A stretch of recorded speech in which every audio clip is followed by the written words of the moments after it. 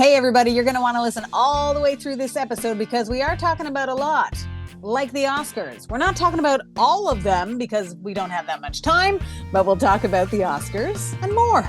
We're also going to pay homage, as we should, to the phenomenal powerhouse that is Angie Stone. Enjoy the show, everyone.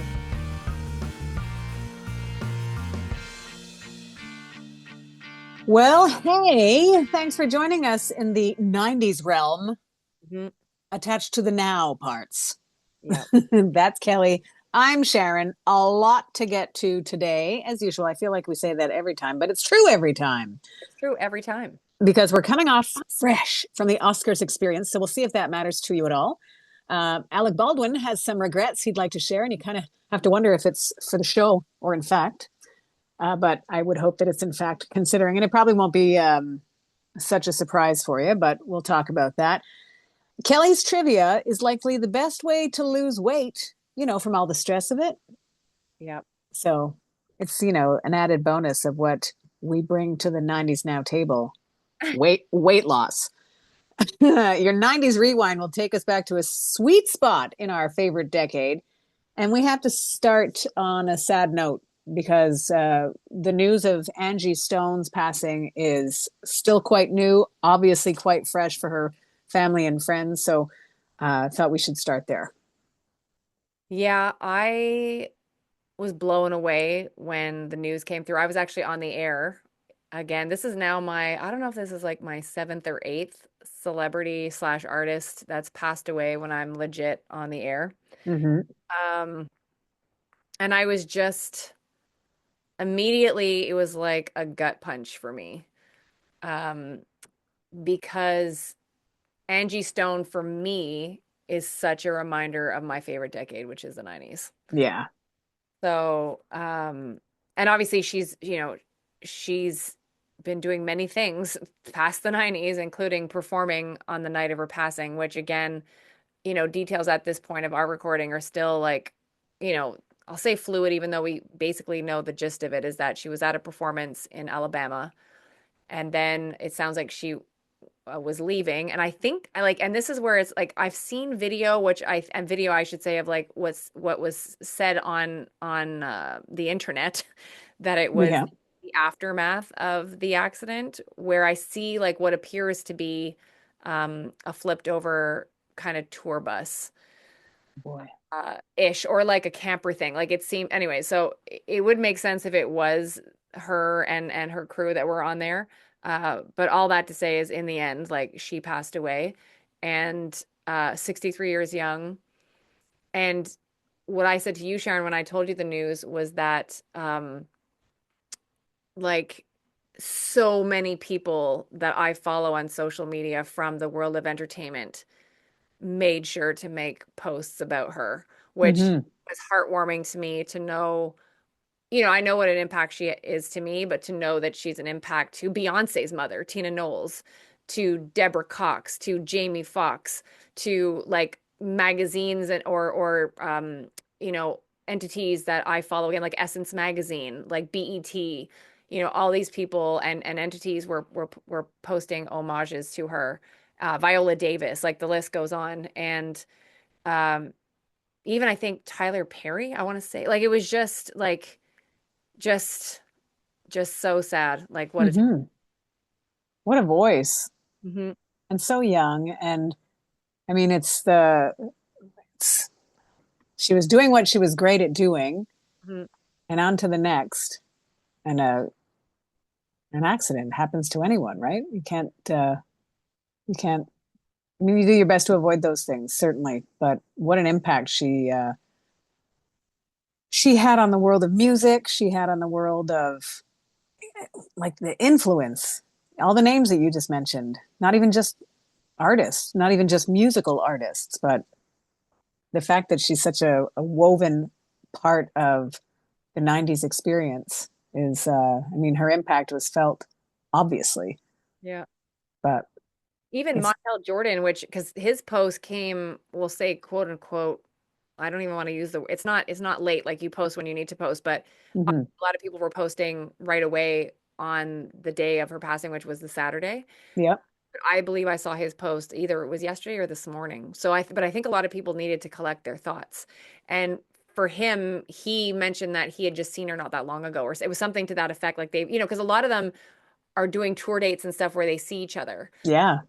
in similar venues and all that stuff. And he was just heartbroken. And that was what so many people, that I read were saying. And it was just, yeah, it was a gut punch. And yeah, like and I don't know, like, and I will say too, I don't know the full scope of this, but I know that she came out, I think it was the tail end of last year, trying to fight for her rights or to let it be known that she hadn't been sufficiently compensated or like, from her side of things for Hmm. like that she's released. So again, obviously I have no knowledge of the inner workings of that, but I know she was trying to make sure that she was being supported for the work that she has done. Isn't that a side note of awful that you you get into this position where you sign contracts for your art? I mean, that's the commerce of art, the commercial side of art. You hope to be able to do what you get to do what you love to do, and then someone's trying to like trick you. Mhm. That bugs me Yeah. because it's kind of bullyish. I don't like bullies, Yeah. so that you end up having to fight the rest of your life to get what you were owed to begin with because someone tried to trick you. Yeah. It bugs me. Well, I know, like, just from my experience, and you probably know this, but when I was going to sign a record deal in Toronto back in the late 90s, uh, I was only like, 2021 at the time. And I'm just so grateful that I was smart enough in my not knowing enough to know that this contract was not good in its original form. Hmm. And so I was smart enough to get a lawyer to look at it and then Yeah. sign it. But I could see like from that, and this was not like I wasn't signing to, Universal Music, Hmm. this small label in Toronto that I was going to sign to. It was really disgusting what they were trying to get away with. And I remember even in again, like, and it was like fake legalese, because which I only figured out later was the record owner himself writing it for the most Hmm. part, with probably some online guide or whatever. But I remember reading it and I was like, again, I was like probably 19 or 20 at that point. And had I signed it in its original form, I would have been bound to them till I was 28, which no, not a good situation, especially like obviously I did not turn into Janet Jackson, but like I wouldn't have wanted to have been stuck there. And now you see like, Crystal Waters went through issues like that. Hmm. Artists that either couldn't release stuff under their own name or had to wait or try like hope to get dropped, or I had to fight to get dropped, like because then they were stuck. Yeah. So so I can only imagine what someone like Angie Stone had to go through. Well, and interesting too, when you're young, you're being, you're, I would say wined and dined, but maybe not even that. You're young, so you're going to be impressed by less, Hmm. I would imagine. So, and then you think, well, this is the only offer I've got. This is the only one that's ever going to come. It's like you don't have the wisdom to know better. So thankfully, Kelly, you did. And I'm not saying that Angie Stone didn't, Yeah. because there has to be an element of trusting and you think you know what you're reading, and Mhm. ultimately they've woven it in there to trick you. And I think, I was in a position where uh it wasn't life or death for me. Hmm. And I don't say that lightly because I think there are some artists coming out of certain parts of wherever they live where to them it's life or death. Like it's them maybe being able to help their family or whatever, Hmm. So I Yep. think I think that's a lot of reason too in certain cases where people will sign things Yeah. and not know, like, oh, and maybe even knowing like I can't afford a lawyer, to read this over. No Because I kidding. remember back in the day, it cost me a fair penny for A fair penny, to look over eh? these Well, contracts. So it becomes you can't afford it, but you can't afford not to, yes, exactly. ultimately. So Yeah, you make that's just one of the things you learn also, that you end up having to pay for stuff you didn't think you had to pay for. yeah, yeah. But I just like it's still.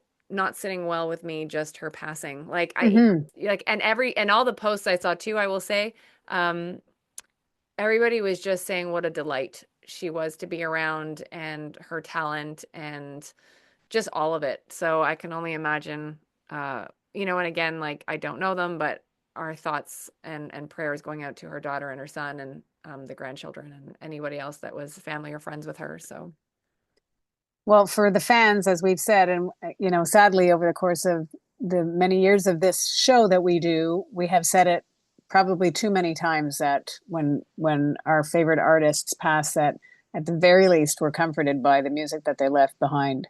mhm. But does that? I mean, hopefully that helps. I can't say does that help. I don't want to send anybody reeling. It does help.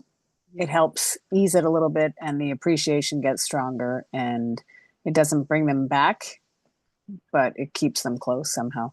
And one thing I will say, this is the good part, I think, of social media slash online like platforms. Hmm. I immediately went to a bunch of her content on YouTube.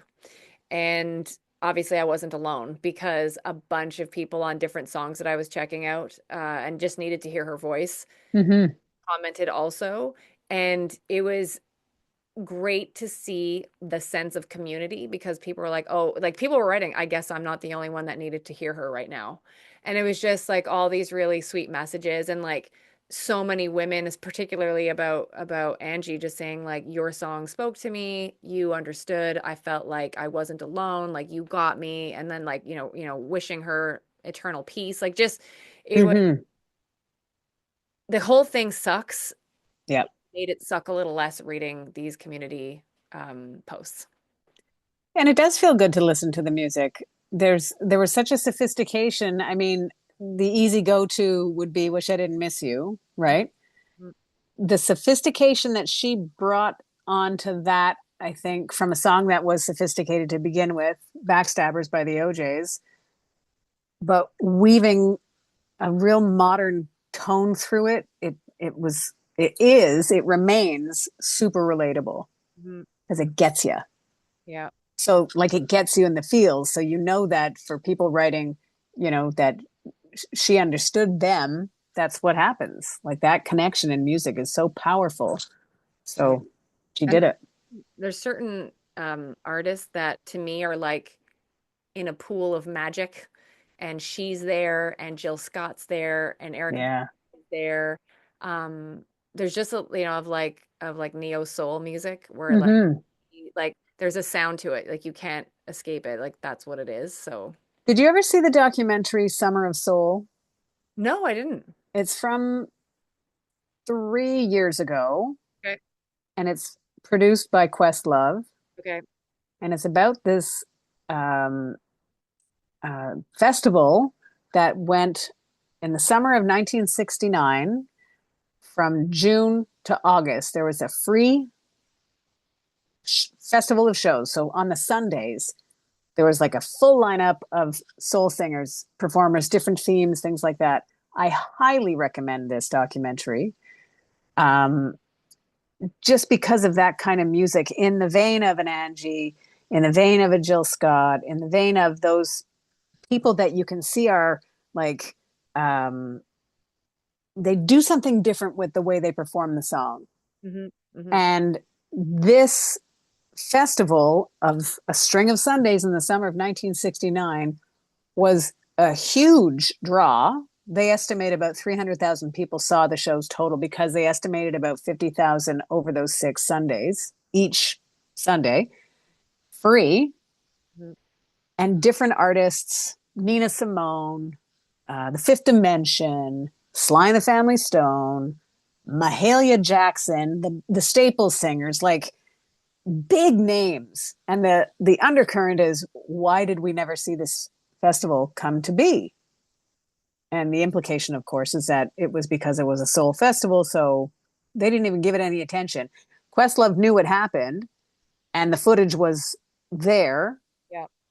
and it's in mint condition. The footage, the Hmm. sound is great, the look is great. And my point of bringing it up is, I think, to shine a light on it.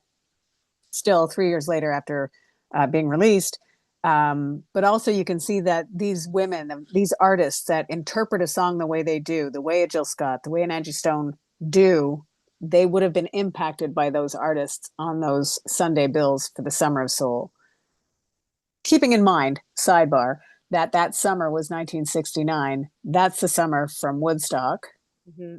Later that year was Altamont, which was like the West Coast response to Woodstock. So all these festivals, or those two in particular, Yeah. got a lot of attention, but the Summer of Soul that drew 300,000 people got zero. Wow. It's bothersome. That is, But the fact that the footage is there, the fact that they have some of the artists that are still alive that talked about the experience of doing it is important. And I think that the impact on some of our favorite artists from our favorite decade is undoubtable. yeah. So I highly recommend Summer of Soul. We And keep talking about these things that we should do, Sharon. We should go to Essence Fest together. ooh, okay. Yeah. That's in, I think it's July. It's Yeah. the end of July. Like Janet headlined, I think 2 years ago or 3 years ago. And like it's just like this weekend. I think she was in New Orleans when she I don't know if it's always in New Orleans. I don't know. I'd have to I think it's always down south somewhere, but like the bill is like ridiculous. Like it's all soul R&B and it's like Oh man.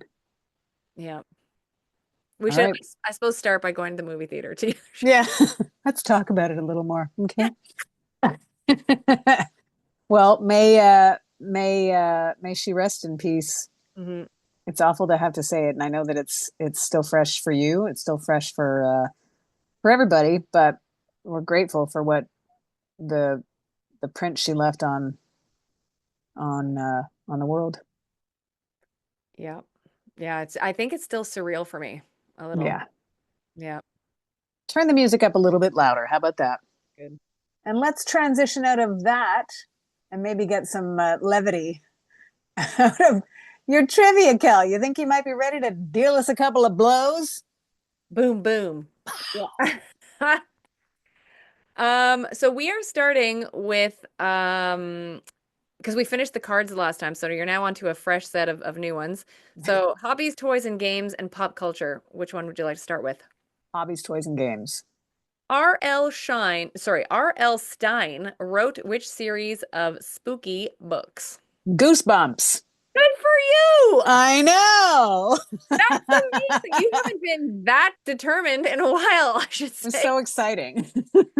I've never even heard of this. So how did you know? Like, Oh, I think you will hear it because I think that that's the new set of movies that uh, what's his name? Ross from Friends. oh, David David Schwimmer. Schwimmer.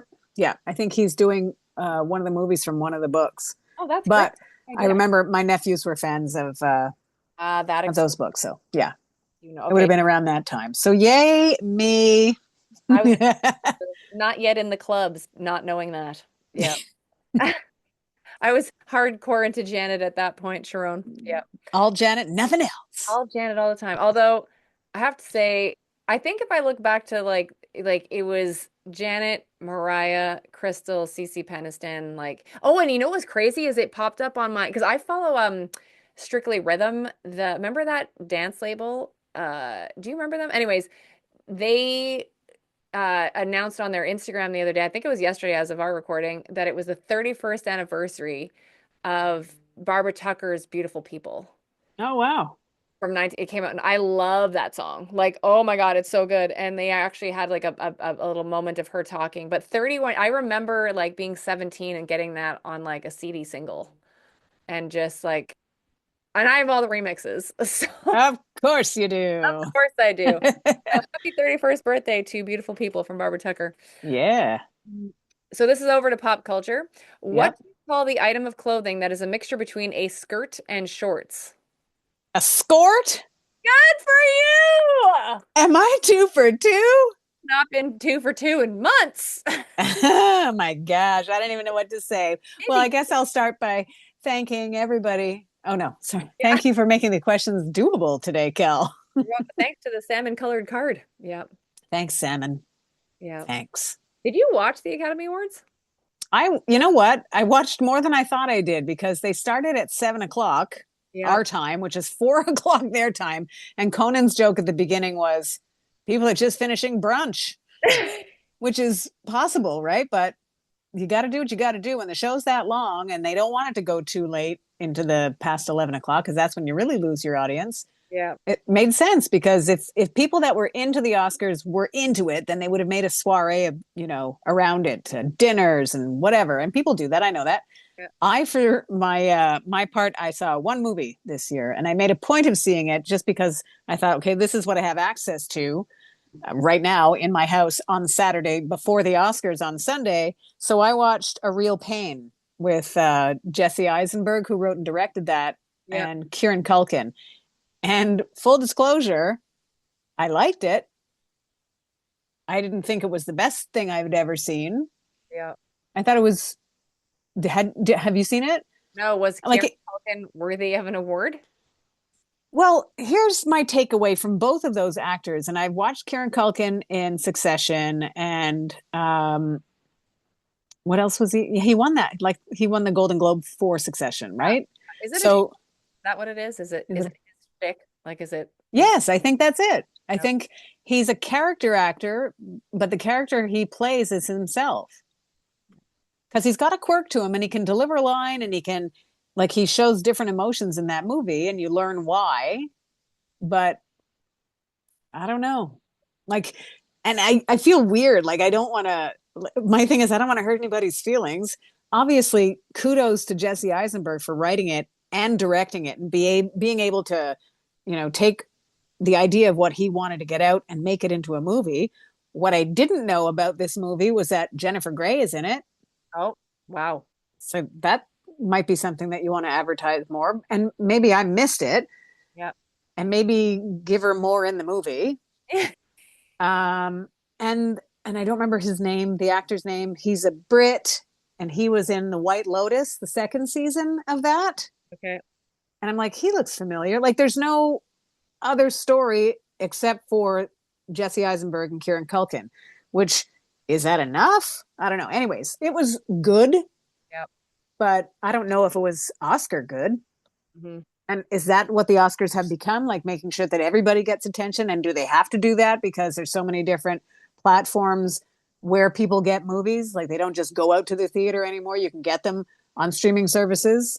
So they have to account for that. I understand that, but it always used to be that the Oscars were kind of like the bar was set.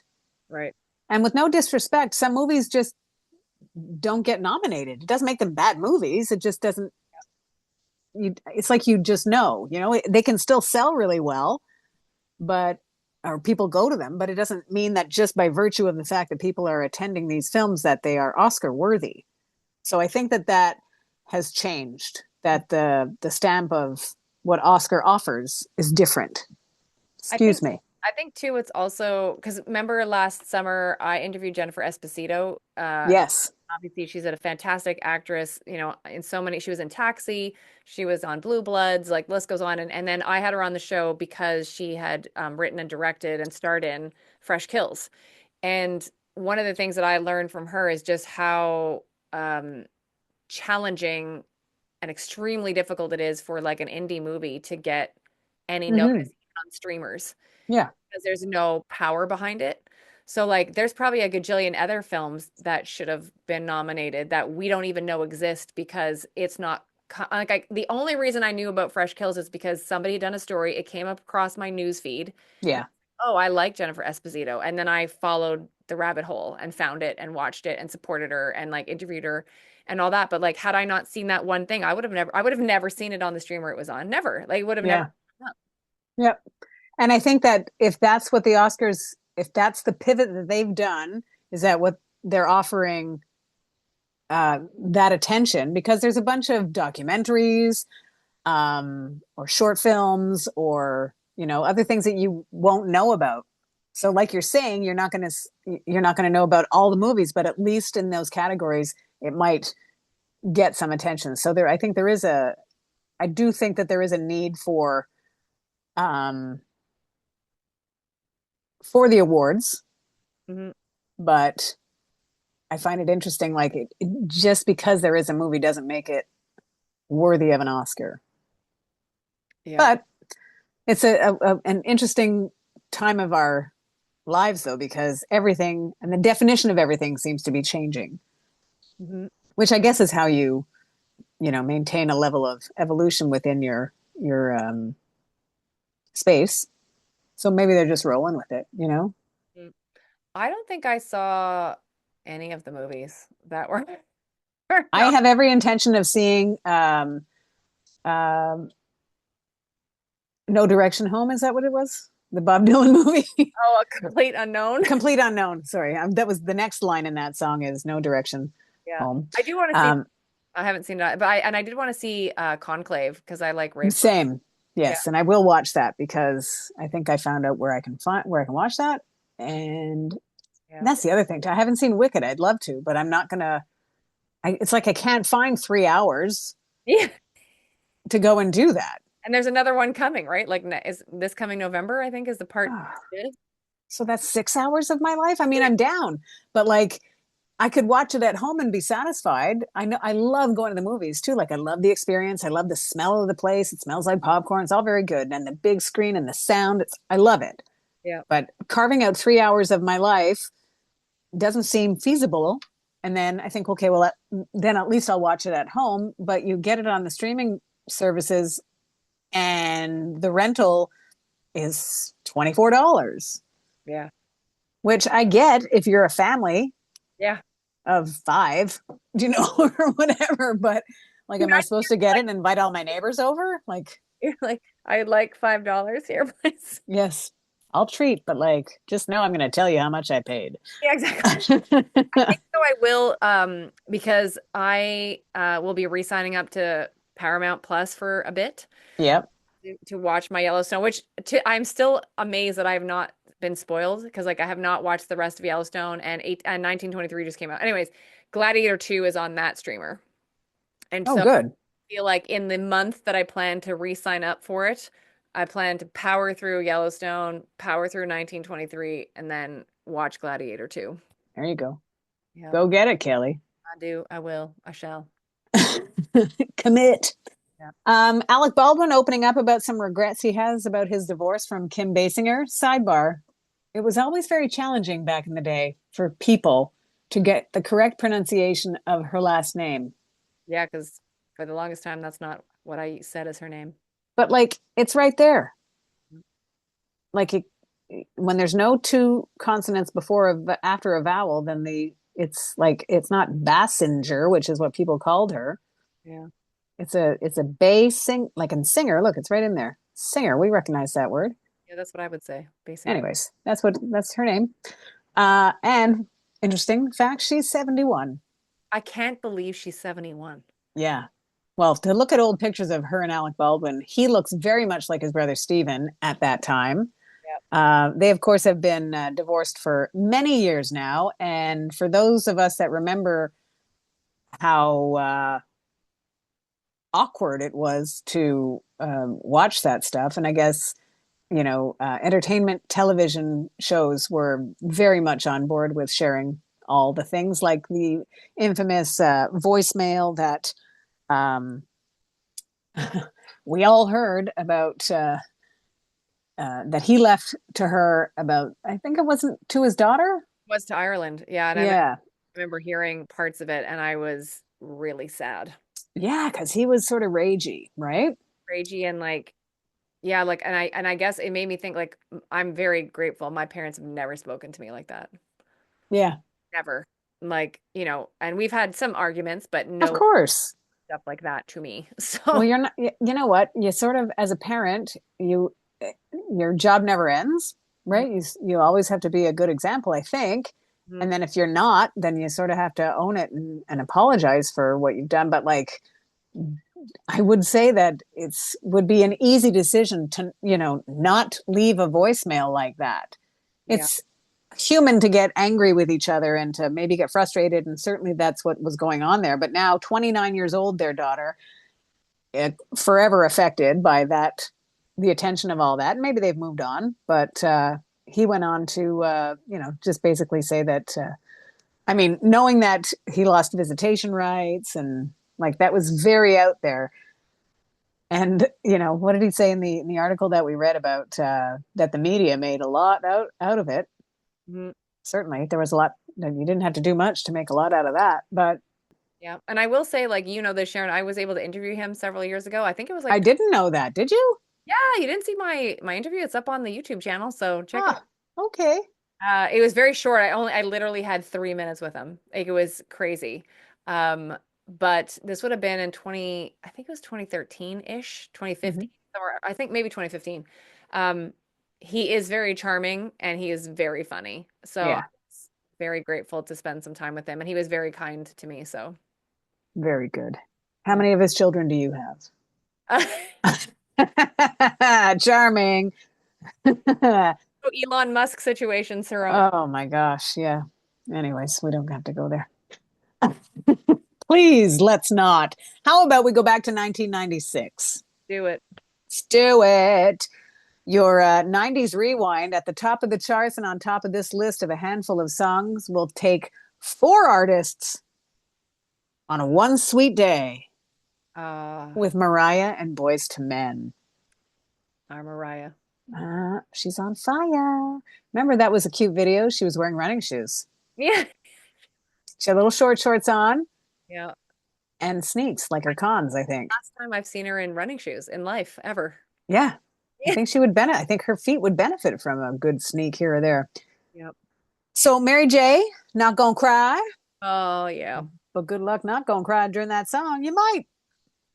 How about I thought this was nice flavor because this is one of those songs I think that we still hear now in sort of a, dance mix, Yeah. getting ready for your Saturday soiree with La Bouche Oh and yes. Be My Lover. So good. You hear that song title? It's one of those ones that you sing right away. Be my lover. Anywho, we'll take the tone down a bit and get contemplative with Joan Osborne and One of Us. Yep. Yes, what if God was one of us? Would he be singing Shoop Shoop as a backup singer to Whitney Houston's Exhale? Maybe, maybe. And if we were bringing about God, we'll stick with that. And George Michael's Jesus to a Child. Beautiful, beautiful, George. Melissa Etheridge and I Want to Come Over. There's like, I couldn't edit these songs away. I had to mention them all. Blues Traveler and Hook. Do you remember before the lip sync battle was a show that Jimmy Fallon did that on his show? No. It was a thing and it was good. So, like Emma Stone, Oh yes. Yes. yeah, for anybody who hasn't seen Emma Stone, lip sync Hook Yes. by Blues Traveler, treat yourself. Yeah. That was many years ago. She was even younger than she is now, but Yeah. she nailed it. You did. Nailed it. Yeah. And I thought it fitting that for a show that started with us talking about Angie Stone, that we would wrap up your 90s rewind with D'Angelo and Lady, which was on the charts around this time in 1996. A big jumper, too. That was the third single from his debut album.